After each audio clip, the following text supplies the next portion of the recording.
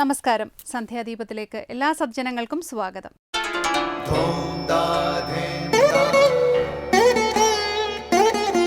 ശുഭം ഭവതു കല്യാണമായുസാരോഗ്യവർദ്ധനം സർവദുഃഖ വിനാശായ സന്ധ്യാദീപം നമോസ്തുതേ. നാമം ജപായനം പുണ്യം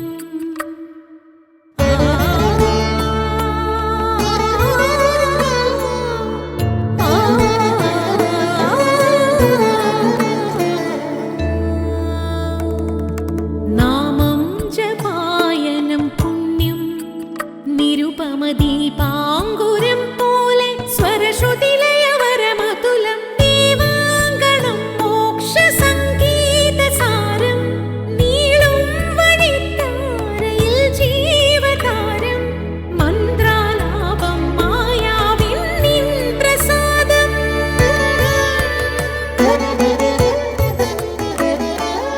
ഇരുൾ നീങ്ങിയുണരുന്ന തെളിനാളദീപം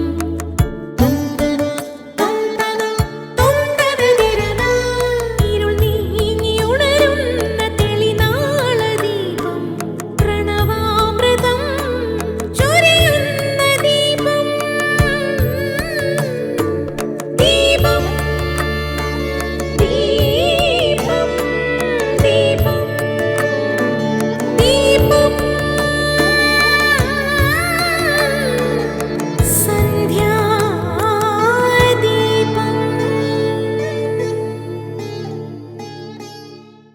വിജയത്തിലേക്ക് നയിക്കുന്ന രാജപാതയാണ് സ്ഥിരോദ്യമം. സ്ഥിരോദ്യമത്തിൻ്റെ ആത്മാവ് ക്ഷമയാണെന്ന് പറയാം.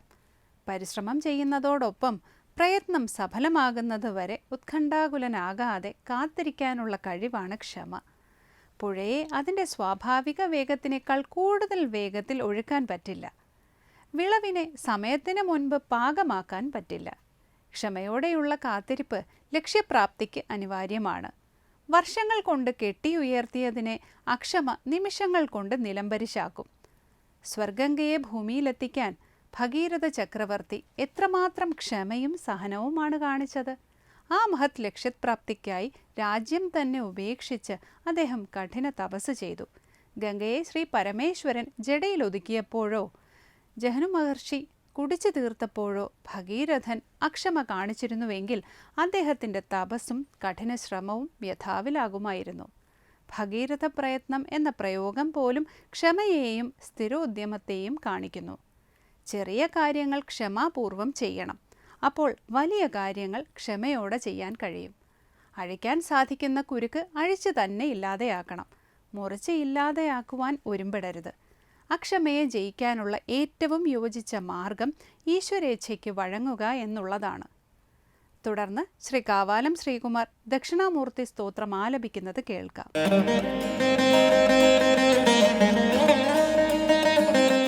മായാവീവ വിജൃംഭയത്യപി മഹായോഗീവയ സ്വേച്ഛയാ തസ്മൈ ശ്രീഗുരുമൂർത്തയേ നമ ഇദം ശ്രീദക്ഷിണാമൂർത്തയേ.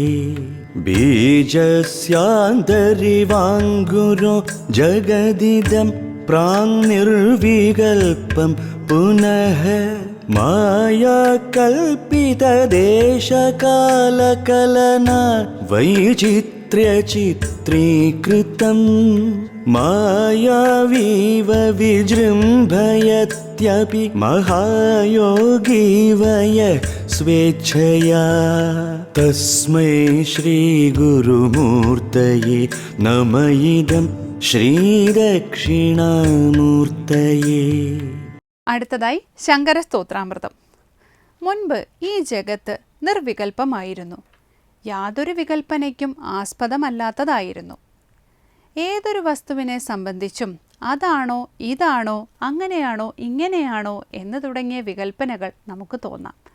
ഈ വികൽപ്പനകൾ ഒന്നുമില്ലാത്തതെന്തോ അത് നിർവികൽപ്പം. ശ്രീ ശങ്കരാചാര്യരുടെ ദക്ഷിണാമൂർത്തി സ്തോത്രം ശങ്കരസ്തോത്രാമൃതത്തിൽ സ്വാമി ചിദാനന്ദപുരി വ്യാഖ്യാനിക്കുന്നത് കേൾക്കാം.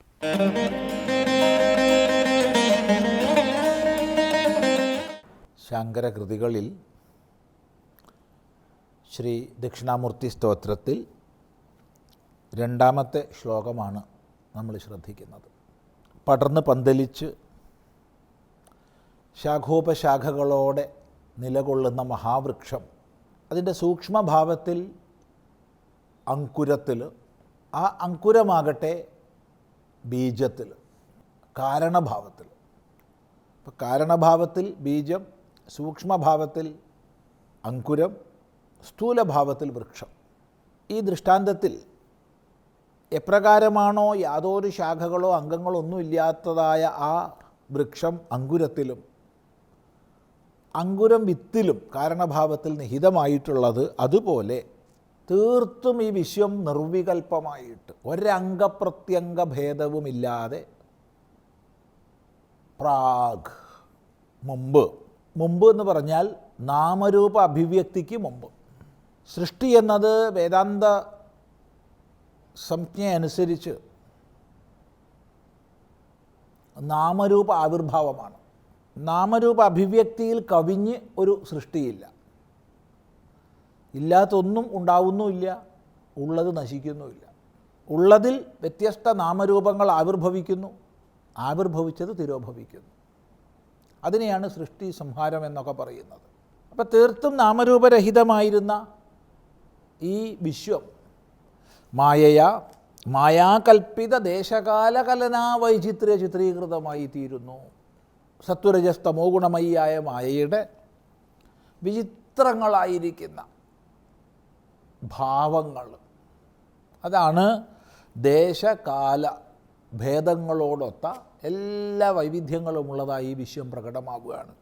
ആരാണോ ഇപ്രകാരം പ്രകടമാക്കുന്നത്? മായാവീവ വിജൃംഭയത്യപി മഹായോഗി വയസ്വേച്ഛയാ. മായാവീവ, മായാവി ഇവ. മായാവി സ്വന്തം മായാശക്തി കൊണ്ട് അന്യങ്ങളായ ഒരു കാരണങ്ങളെയും അല്ലെങ്കിൽ ഒരുവിധ കാരണത്തെയും സ്വീകരിക്കാതെ പലതായി സ്വയം പ്രകടമാകുന്നു. സ്വന്തം മായാശക്തിയുടെ ബലത്താൽ, സങ്കല്പത്താൽ മഹായുദ്ധം തന്നെ നമ്മുടെ മുമ്പിൽ സൃഷ്ടിച്ച് സംഹരിക്കുന്നു. അവിടെ മായാവിയിൽ നിന്ന് ഭിന്നമായിട്ട് ആരുമില്ല. അയാളുടെ മായ പ്രകടമാക്കിയിട്ടാണ് ഇതെല്ലാം ചെയ്യുന്നത്. ഇതുപോലെ മായാവീവ മഹായോഗീവ. മഹായോഗി സങ്കല്പമാത്രത്താൽ സൃഷ്ടിയെ ചെയ്യാനുള്ള സാമർഥ്യമുണ്ടായവൻ, അഷ്ടൈശ്വര്യ സിദ്ധികളെ പ്രാപിച്ച മഹായോഗി എന്ത് സങ്കല്പിക്കുന്നോ അത് ഉള്ളതായി ഭവിക്കുന്നു. അപ്പോൾ ഒരു മഹാമായാവി തൻ്റെ മായാശക്തി കൊണ്ട് സൃഷ്ടിയെ ചെയ്യുന്നത് പോലെ മഹാസിദ്ധിയുള്ള യോഗി സങ്കല്പമാത്രത്താൽ സൃഷ്ടി ചെയ്യുന്നത് പോലെ സ്വേച്ഛയാ വിജൃംഭയതി. സ്വേച്ഛയാ, സ്വന്തം ഇച്ഛയാൽ എല്ലാത്തിനെയും വികസിതമാക്കി തീർക്കുന്നു. എന്തിനെ വികസിതമാക്കുന്നു? ഈ ജഗത്തിനെ, വിശ്വത്തെ അംഗപ്രത്യംഗങ്ങളോടുകൂടി വികസിതമാക്കി തീർക്കുന്നു. ആരാണ് ഇങ്ങനെ ചെയ്യുന്നത്? ആ ഈശ്വരനായിക്കൊണ്ട് തസ്മൈ ശ്രീ ഗുരുമൂർത്തയേ നമയിദം. അങ്ങനെയുള്ള ശ്രീ ഗുരുമൂർത്തിക്കായിക്കൊണ്ട്, ശ്രീ ദക്ഷിണാമൂർത്തിക്കായിക്കൊണ്ട് ഇദം നമഃ. ഈശ്വരോ ഗുരുരാത്മേതി മൂർത്തിഭേദ വിഭാഗിനെ എന്ന് നേരത്തെ ദക്ഷിണാമൂർത്തിയെ നമിച്ചിട്ടുണ്ട്. ഈശ്വരനും ഗുരുവും ആത്മാവും ഏകമാണ്, അദ്വിതീയമാണ്. ഏകമായ സത്യസ്വരൂപൻ്റെ ഭാവപ്രകടനങ്ങളാണിവ എന്ന്. വാസ്തവത്തിൽ ഈ ഒരു ശ്ലോകത്തിൽ വിശ്വം മുഴുവൻ തന്നെ സത്സ്വരൂപത്തിൻ്റെ നാമരൂപാത്മകമായ അല്ലെങ്കിൽ ദേശകാല അഭിവ്യക്തിയാണ് എന്നുള്ളതാണ് വിഷയം. പക്ഷെ അതേ സമയത്ത് ജഗത് സർജനം എന്നുള്ളത്, നാമരൂപാത്മകമായ ജഗത്തിൻ്റെ സർജനം എന്നുള്ളത്, സൃഷ്ടി എന്നുള്ളത് ഇവിടെ പ്രതിപാദിക്കപ്പെടുന്നു. അപ്പോൾ ഈശ്വരഭാവത്തിനാണ് ഇവിടെ ഊന്നൽ കൊടുത്തിട്ടുള്ളത്. ദക്ഷിണാമൂർത്തിയെ, ഗുരുവെ സ്തുതിക്കുമ്പോൾ ആ ഗുരുവിൻ്റെ ഈശ്വരഭാവത്തിന് ഇവിടെ പ്രാധാന്യം കൊടുക്കുന്നു. ഒന്നാം ശ്ലോകത്തിൽ ആ ദക്ഷിണാമൂർത്തിയുടെ ആത്മഭാവത്തിനാണ് കൂടുതൽ പ്രാധാന്യം കൊടുത്തത്. ഇതെല്ലാം ഒന്ന് തന്നെ, എങ്കിലും പ്രത്യേകിച്ച് നമ്മൾ ശ്രദ്ധിക്കുമ്പോൾ ഈശ്വരോ ഗുരുരാത്മേതി എന്നുള്ള ഭാവങ്ങളെ നമുക്ക് സ്പഷ്ടമായി കാണാൻ കഴിയും. അതുകൊണ്ട് സൂചിപ്പിച്ചെന്ന് മാത്രം. നോക്കൂ, ബീജസ്യന്തരിവങ്കുരോ ജഗദിദം പ്രാങ്നിർവികൽപ്പം പുനഃ മായാകൽപ്പിതദേശകാലകലനാ വൈചിത്ര്യചിത്രീകൃതം മായാവീവ വിജൃംഭയത്യഭിമഹായോഗീ വയസ്വേച്ഛയാ തസ്മൈ ശ്രീഗുരുമൂർത്തയേ നമ ഇദം ശ്രീദക്ഷിണാമൂർത്തയേ. തുടർന്ന് നമ്മൾ 3-ാം ശ്ലോകത്തിലേക്ക് പോവുകയാണ്. യസ്യൈവ സ്ഫുരണം സദാത്മകമസത്കൽപ്പാർത്ഥകം ഭാസത്തെ സാക്ഷാത് തത്വമസീതി വേദവചസാ യോ ബോധയത്യാശ്രിതാൻ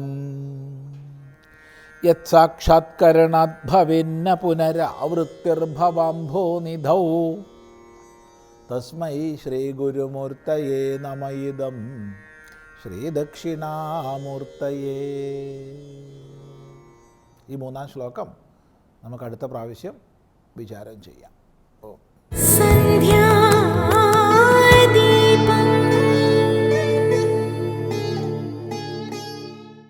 അടുത്തതായി സനാതനധർമ്മമാണ്.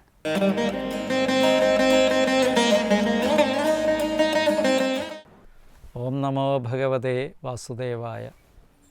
എല്ലാവർക്കും എൻ്റെ പ്രണാമം. ദശമസ്കന്ധം പൂർവാർത്ഥത്തിലെ 41-ാമത്തെ ശ്ലോകമാണ് ഇവിടെ പറയാൻ പോകുന്നത്.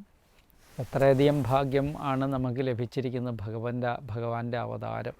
അത് വായിക്കാനിങ്ങനെ വന്നുകൊണ്ടിരിക്കുകയാണ്. അടുത്ത അധ്യായം ഭഗവത് അവതാരത്തിന് മുൻപുള്ള ദശമസ്കന്ധം 3-ാം അധ്യായം അതാണ് ആരംഭിക്കുന്നത്. ദശമസ്കന്ധത്തിലെ 3-ാം അധ്യായത്തിൽ 8-ാമത്തെ ശ്ലോകത്തിലാണ്. അവിടെ എല്ലാം ഭഗവത് മഹാത്മ്യം എത്രയോ പറയുന്നുണ്ട്. ഇവിടെ പറയുകയാണ്, ദേവകിക്ക് കിട്ടിയ ഭാഗ്യവും വസുദേവർക്ക് കിട്ടിയ ഭാഗ്യവും ദേവന്മാർക്ക് പോലും ലഭിച്ചില്ല എന്നുള്ള കാര്യമാണ് ഇവിടെ പറയുന്നത്.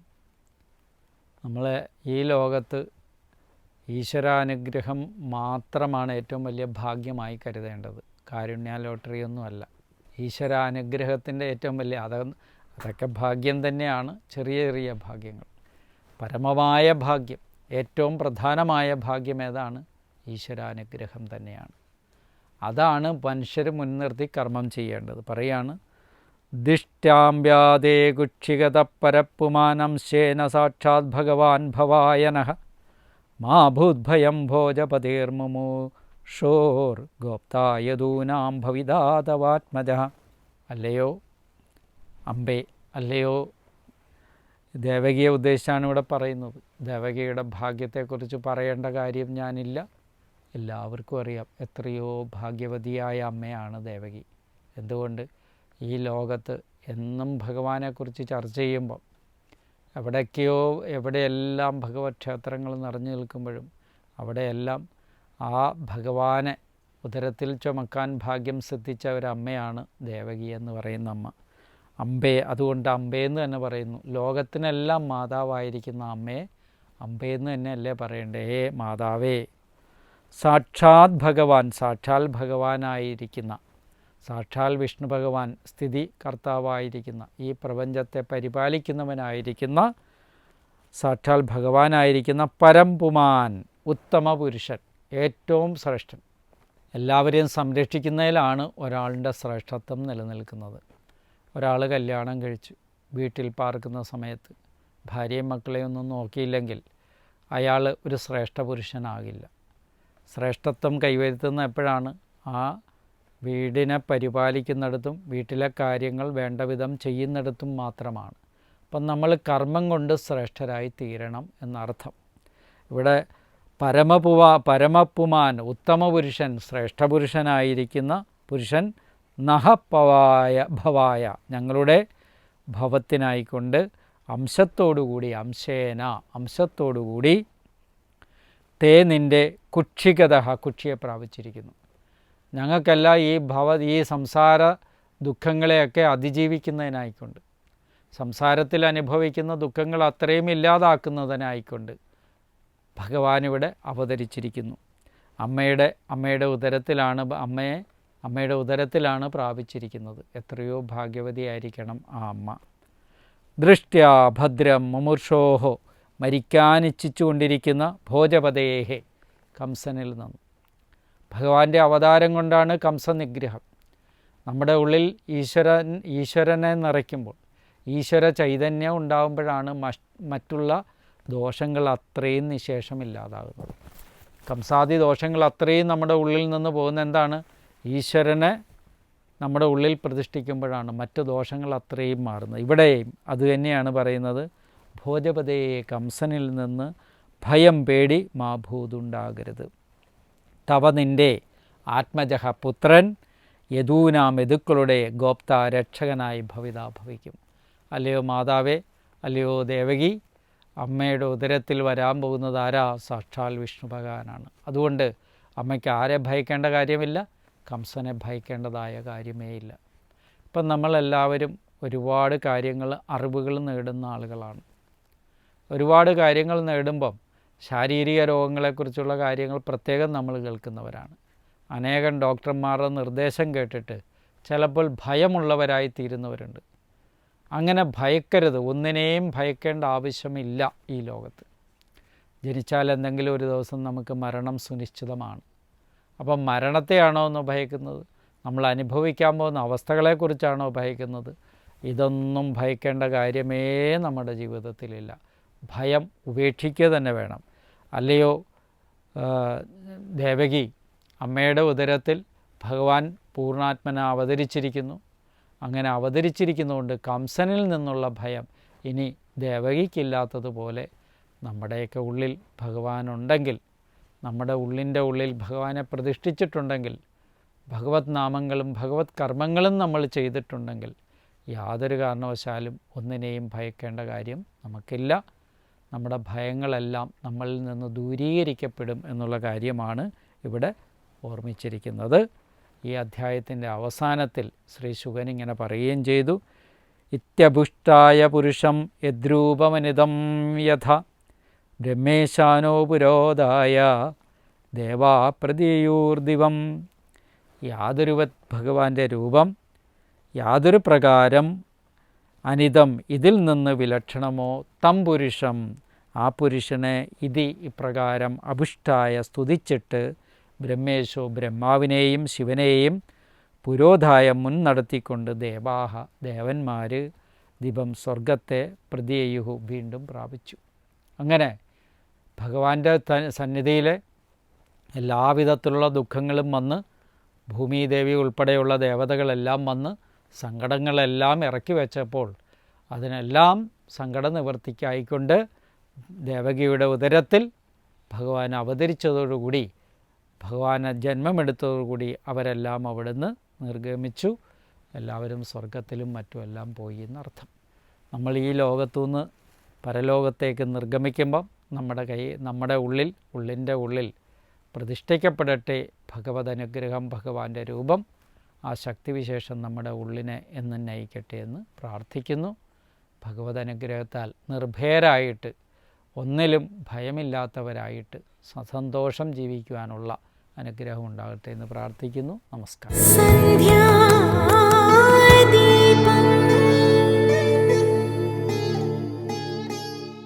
തുടർന്ന് ദീപാരാധനയാണ്.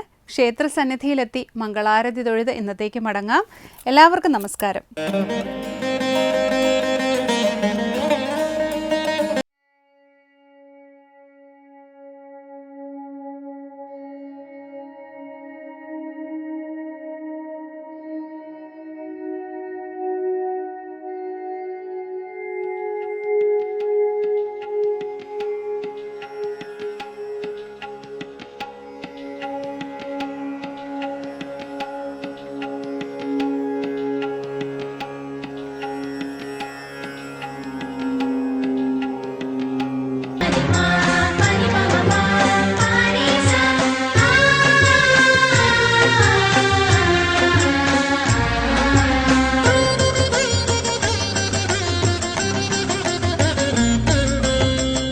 ദർശനമാശിച്ചാൽ സ്പർശനം നൽകുമെൻ പഴഞ്ചിറയമ്മേ പരമ്പൊരുളേ.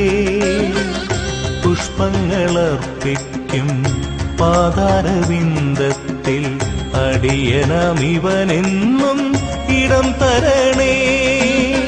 കനിവിൻ തീർത്ഥം നീ തരണേ. ദർശനമാശിച്ചാൽ സ്പർശനം നൽകുമെൻ പഴഞ്ചിറയം നീ പരമ്പൊരുളേ.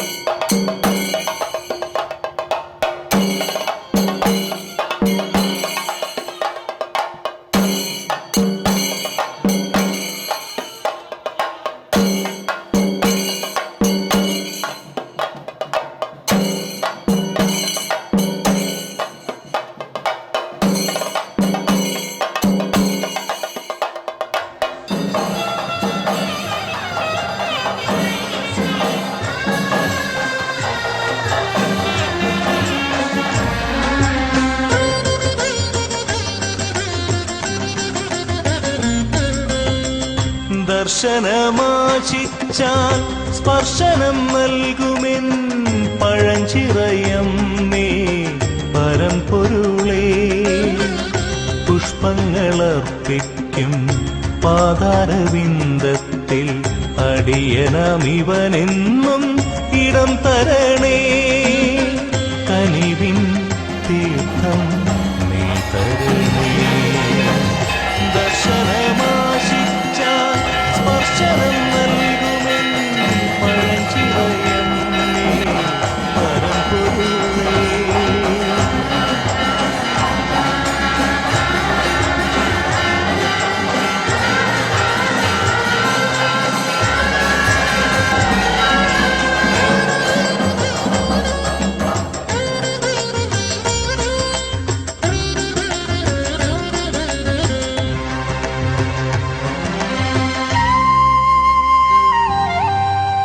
സംസാര ദുഃഖത്താൽ കാലിടറുമ്പോൾ കാത്തിടണേ ദേവി കാർത്യായനീ. സംസാര ദുഃഖത്താൽ കാലിടറുമ്പോൾ കാത്തിടണേ ദേവി കാർത്യായനീ. തിരുനാമം ചൊല്ലുമ്പോൾ നാവിടറാതെന്നിൽ നാദസ്വരൂപമായി വിളങ്ങിടണേ. നിത്യവും ഞങ്ങളിൽ അനുഗ്രഹം ചൊരിയണേ പഴഞ്ചിറവാ